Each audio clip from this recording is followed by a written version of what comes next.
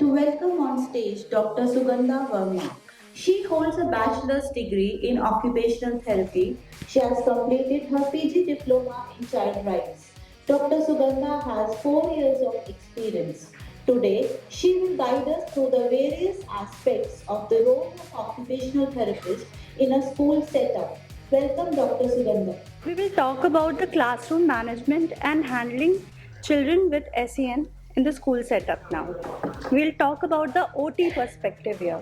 Access and reasonable accommodation. Now we'll talk about outside the classroom accommodation. Now access for a physically challenged child. Whenever a child comes to the school, the first thing when he comes till the gate of the school, and after that when he is supposed to enter the school premises and then to the classroom, a child bound with a wheelchair, the first thing, how will the child reach the classroom?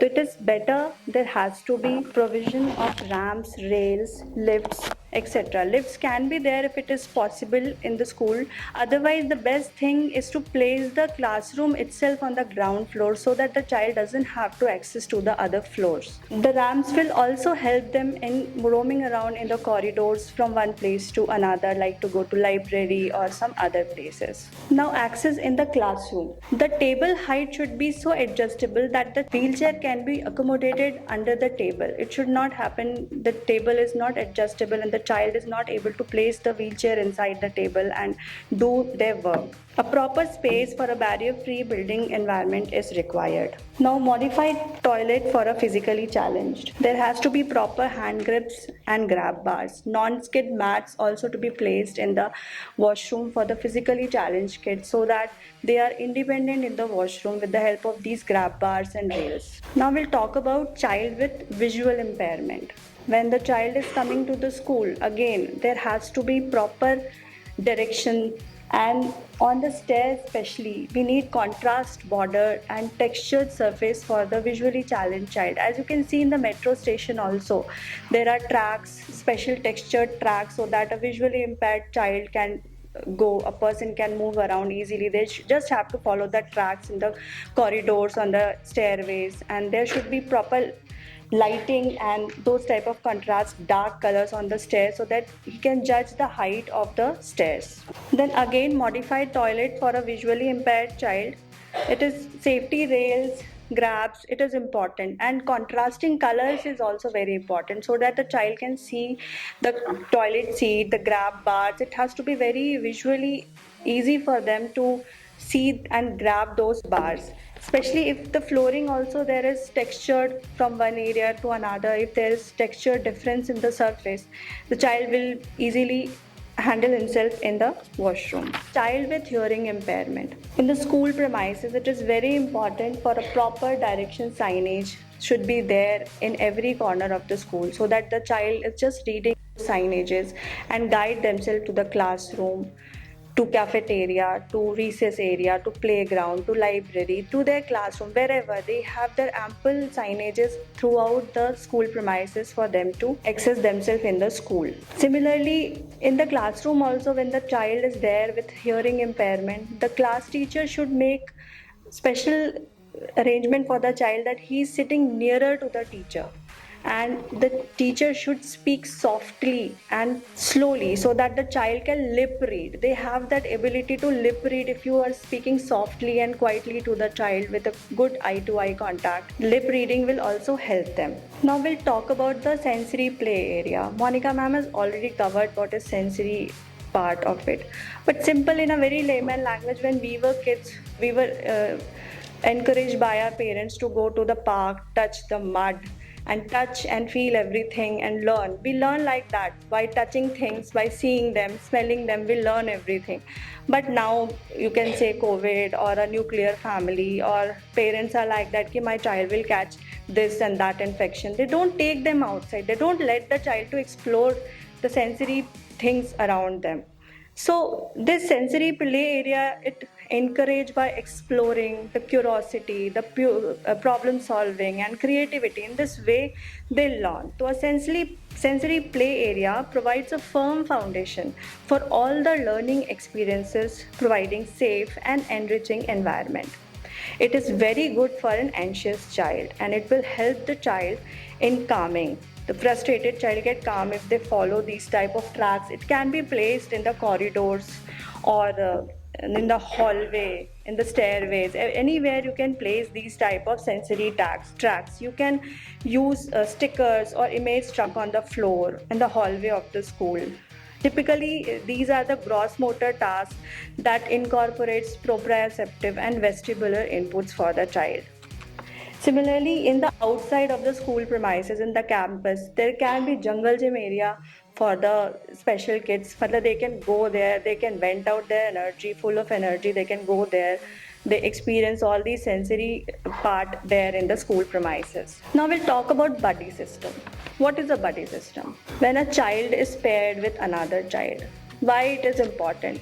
See, if we say if a child is having a cochlear implant, hearing aid in his ears, so if the child is placed with a peer buddy, he will help them to understand what the teacher is giving the instruction, how he has to move around, how he has to go. A buddy will help a child to move around.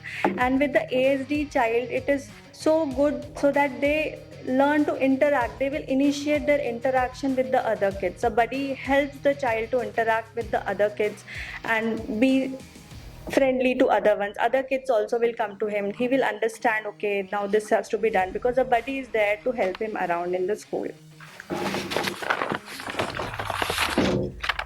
Now we'll talk about the classroom accommodation, especially for a hyperactive or a ASD child. Seating plan for them, it should be like water or air cushions, chair or wobbly cushion, or a bean bag or a therapy ball. Why it is important? Why? How it helps? It helps them in their in-seat behavior and on-task behavior while sitting on a therapy ball. We can see improvement in their communication and social skill, and moreover they are little bit hyperactive. They want to move around, so that need will be solved when they are placed in a bean bag or a therapy ball. Thoda movement bhi kar sakte hain. They feel comfortable to sit on a therapy ball. Then there has to be a quiet corner for a child when they are having a meltdown. You all have felt in your school that child at some point of time they have a meltdown. In that situation, you have to have a quiet corner in your school.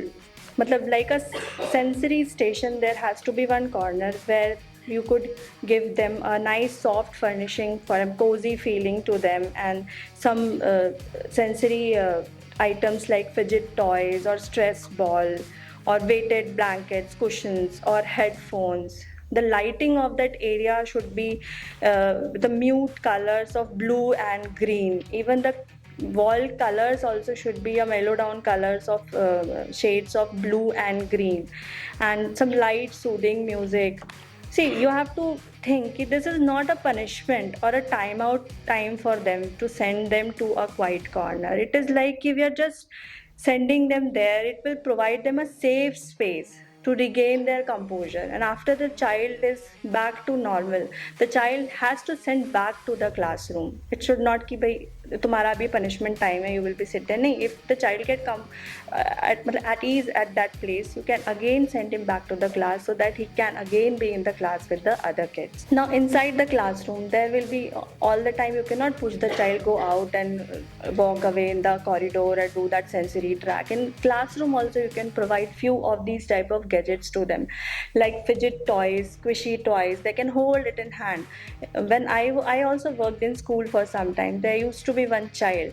The only what I used to do, I just gave him one stick, a hard stick. He used to hold, keep on touching it, and he used to sit the entire 3, 4, 5 periods in the class, just having that feel in his hand, just holding that stick in his hand. It used to give him that safe feeling. So you can place such things in your classroom when the child is sitting uneasy, he's not comfortable. Just place some of the other these type of fidget toys will help the child to sit in the class. Then chewy toys can be given for the child who is seeking that oral sensation. Then these are some adaptive devices for writing. These are readily available in the market, online, wherever. It can be customized according to the need of the child. You can provide these type of adaptive devices. Then for eating and drinking also, you can provide adaptive devices so that the child is very independent in eating, drinking. They will feel very good. The other child is eating on his own. I am also eating on my own. So it's give them a very good feeling. Yeah, I'm doing it something independently with help of these type of assistive devices. Now there are some assistive technology. These are especially for those kids whose hand or arm, neck, these movements are restricted. In this type of situation, we can use this type of assistive technology like mouth wand, hand sticks, light pointer, optical pointers, etc. We can give it to them with the restricted hand movement and all. Single switch is the best introduced in the child. It is like a one switch. He can control movement of the entire computer, something with one or two odd switches. It doesn't have to move around much. Well, you cannot force a child for to write all the time. See, after some certain age, like when he reach second or third, you will be able to understand कि हम कितना भी कोशिश कर लें, if the child is not writing, you cannot persisting him कि लिखो लिखो लिखो. The child will not write. So we should just move ahead. We should provide them what they are able to. In CBSE now it is oral exams हो जाते हैं and scribes are provided. People can write. You cannot force a child to write all the time. You can provide them these type of personal computers. Then key guard is very helpful who is having a difficult motor control in their hands. They can place their hand anywhere on the key guard so that they are not disturbed by the other kids. Roller balls, then joysticks, then type and speak keyboards. This we can use. Now we'll talk about how to handle the child with visual impairment, especially while teaching. So it is important to give them a pre-recorded lesson. मतलब one rule should be there कि big, bold and simple. Place the child nearby. The font size of the what teaching material you are teaching. The font size should be good. Proper lighting. That's the distance between the child and the computer screen and whatever screen you are teaching on should be proper so that the child is able to look at the things which are being taught. Correct seating is crucial. Always favor the strong side of the student's vision. For example, if the child is seeing from his left eye more clearly, place the child on the right side of the class so that he is able to see. Lighting should be behind the child so that there is no flashing for him. And don't gesture to these child. Always verbalize because they will listen to you. And in this manner, you can improve their listening skills. They will learn through listening. Now, child with hearing impairment. This point will be covered by our speech therapist. Thank you.